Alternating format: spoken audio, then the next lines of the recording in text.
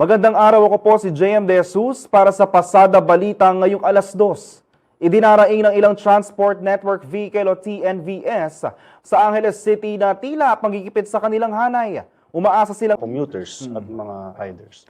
Sige, Sir Joseph, siguro maaari po natin pag-usapan. Ano ba ang problema na nararanasan ng mga TNVS po sa syudad ng Angeles? Kung maaari ba natin ihantulad doon sa labas ng syudad naman para makita nila yung difference na nararanasan ninyo? Magandang hapon sa lahat ng mga tagapakinig. Actually, napakalaking pagkakaiba ang trato ng mamamayan ng Angeles sa labas ng Pampanga kapag nagbabiyahe ang isang TNVS rider. So dito sa lungsod ng Angeles, dito lang kami nakakaranas ng panghaharas, pambubuli ng mga miyembro ng TODA. When we say pangharas, paano po ang ginagawa nila sa inyo, sir? Nandito na yung mamimisikal, magmumura, mga harang sila or babanggain ang mga motorsiklo namin or sisipain. So, hindi naman nangyayari ito sa ibang lalawigan, gaya ng Bulacan, San Fernando, Bamban, Capas, Tarlac. Hindi nangyayari yan. Only in Angeles City. Ganyan sila kalala. Tunay ko lang po, Sir Ivor, ito po bang, pagbabiyahe natin, nakakulong na po ba tayo sa syudad ng Angeles? So, maaari tayo magbiyahe sa labas ng syudad o Region 3? Pwede kaming lumabas ng biyahe within Region 3 and 4A. Sa inyo, sir, sa inyong personal na naranasan, kumusta po ang inyong pagbiyahe sa Angeles City? At ano yung mga barangay, kung maaari po natin banggitin, na kung saan nahihirapan kayo, nagdadalawang isip kayo na puntahan yung ating mga customer sa babiyahe sana? Alam niyo sir, ako may personal ako na experience na naharas na rin ako. 2 beses na rin ako inundayan ng patalim. Pero hindi tayo lumaban dahil inuna natin na yung mga kasama natin na pag tayo ay lumaban, baka mas malalo pa, mas lalala pa yung magiging sigalot ng mga riders at TODA. Ang tinatanong nyo sa mga barangay sa Angeles, number 1 dyan ang Barangay Kawayan. Sige, ano lang natin, Kawayan. Diyan lang po talaga kami nagkakaroon ng problema. Iniiwasan ho namin yung area na yan sapagkat tila kulang kaming mga riders ng proteksyon mula sa barangays mo. Dahil sabi nila, mismo ang mga kawani ng mga barangay na ito ay mga miyembro rin ng TODA. Like yung mga barangay Tanod at even yung mga barangay Kagawan. At sila din ay operator umano ng mga ito. So, gano'n na lang siguro, kalakas ang loob nila para kami saktan, harasin. At hindi lang po, take note, hindi lang po ang mga riders ang hinaharas dito. Experience din po yan ng mga commuters. Meron na rin po insidente na nakasakay na ho yung pasahero, hinila po yung buhok ng pasahero at nahulog. Sir, kasi gusto po naming malaman, ano ba ang nagiging dahilan kung bakit hinaharas kayo? Itong, depende po sa kwento ninyo, ng mga, kumbaga, yung mga tao doon sa mga barangay na nabanggit ninyo. Ito, isa po sa mga nakuha namin, kolorob daw po ang karamihan o ilan sa mga riders na nagsusundo sa mga customers. Ito po ba ito totoo? May application po ba ang inyong mother company ng permit sa Angeles LGU?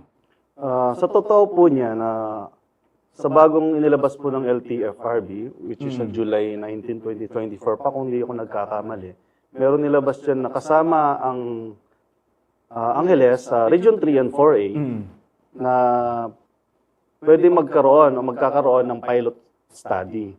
Alam ho natin na hindi pa ito na isasay legal. Kasi ganun din po sa Metro Manila, ang term po nila is pilot study.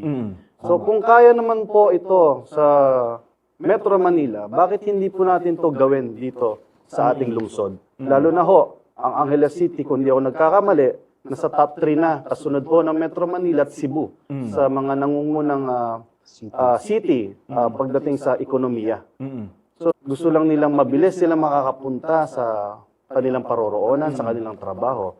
For example, kung galing ka ho ng San Fernando, kung dati kay nag-jeep, papasok ka sa loob ng Clark, aabutin ka po ng kulang-kulang 2 oras during rush hour. Ngayon, dahil sa mga ganitong klaseng transport vehicle na namamasada, PNVS, motorcycles, Mm. napapagaan ng mga to ang buhay ng mga bawat commuters. Mm. Yung 2 hours halos na ginugugol nila na papasok sa kanilang mga trabaho, Mm.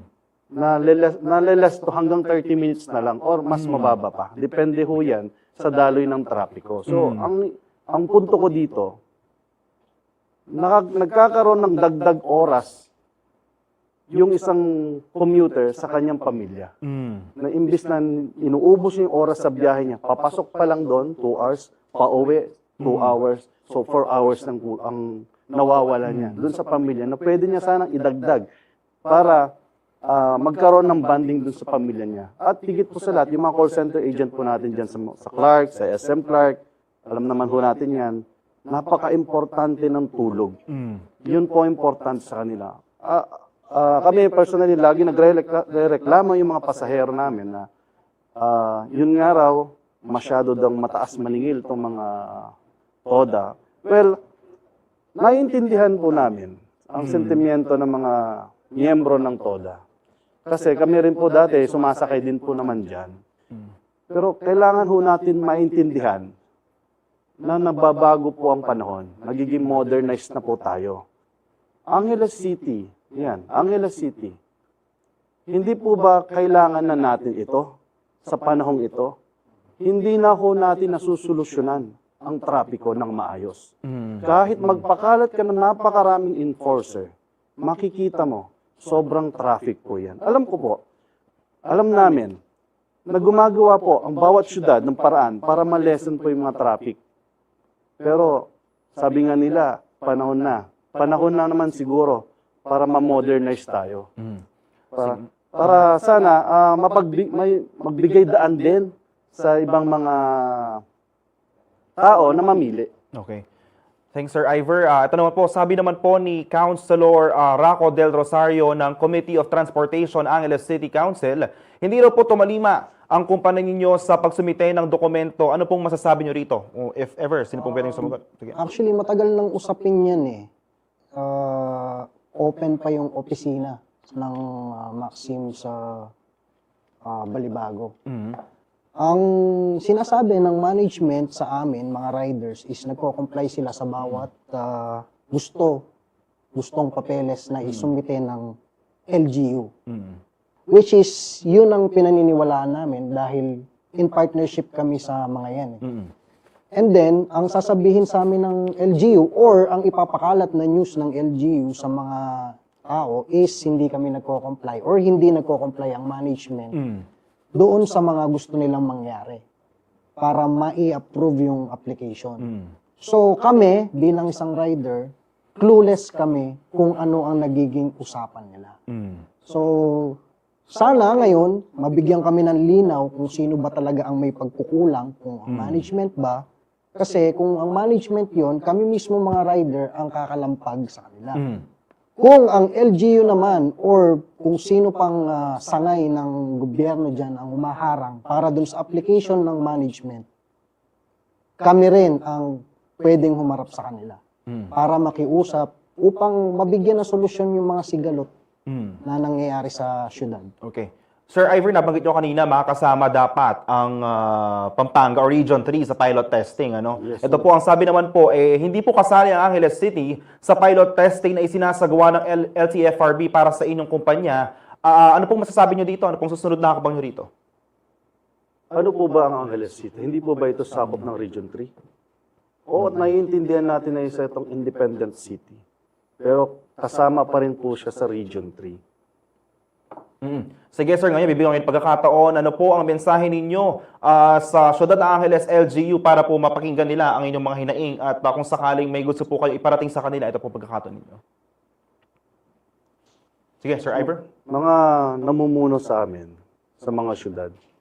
Kami po ang Alpha Riders Group, kumakatawan sa iba't ibang mga riders. Kami po ay nakikiusap sa inyo. Bigyan niyo po sana kami ng pagkakataon na maghanap buhay. Tao lang din po kami na gusto naming kumita. Gumit na po tayo, mag-usap po tayo kung ano po dapat gawin upang po mahiwasan natin ang anumang karahasan in the future. Kasi mas lalala pa po ito. Sinisigurado po ako, kapag ang tao nagutom, nagkakaroon ng krimen. Dahil gusto lang niyan mabuhay, buhayin ng pamilya. Ayaw naman po natin siguro na tumaas ang kriminalidad sa ating mga syudad dahil lang po dyan.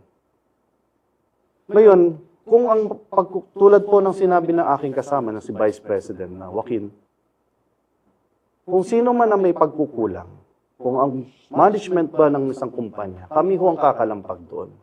Pero gusto rin ho namin malinawan kung ano nga ba rin ang sinasabi niyong kulang pa ng kumpanya. Ilabas niyo kung ano yung kulang dahil hindi ho namin alam, clueless po kami, kung sino ho talaga ang nagsasabi ng totoo. Tama. Kasi nakausap namin ng ilan sa empleyado noon ng Maxim, sabihin na natin, Maxim, kasi yan ang pinupunteriya, Maxim.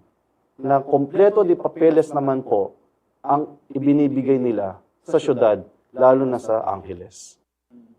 Ngayon, ang sinasabi naman po ng ating gobyerno sa Angeles ay hindi daw ito nagko-comply. Gusto lamang po namin malinawan. Hindi po namin kayo inaaway. Bigyan niyo po kami ng kalinawan kung sino po talaga o sino may pagkukulang, ano pa po dapat ang kailangan gawin. Ngayon, meron po akong suhestyon. Kung nagagawa naman po natin na ma-regulate ang mga tricycles, baka pwede naman po habang wala pa po yung permit na yan, ay mabigyan kami ng at least temporary permit lang within your city, Angeles City, para po makapaghanap buhay kami ng maayos. Kami po mismo ay makikipagtulungan para sumala ng mga riders. Tama. Dadaan po tayo sa training kung gusto nyo po. Ipapadrag test lahat natin ng riders. Papakuhanin natin ng mga NBI, police, barangay. Para ho, masala natin ito lahat. Kasi ang inyong concern is safety. Ganon din po kami. Gusto namin din safe din ang mga riders. Gusto rin namin po na may paramdam sa syudad. Na hindi kami kalaban. Yeah, na hindi kami kalaban. At sana, huwag nyo sanang ituring kaming mga riders na parang mga hayop lang. Ahabulin, pagtitripan, pare-parehas so tayong Pilipino dito. Dapat unahin natin yung mga korap sa gobyerno.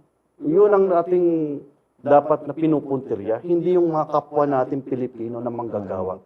Toda TNDS. Mag-usap tayo, gumit na tayo sa tulong po ng gobyerno ng Angeles o ano pang syudad. Ano po ang dapat natin gawin para maiwasan na itong karahasan na to. Yun po ang magiging suggestion ko na sana may konsidera ng pamunuan ng mga to.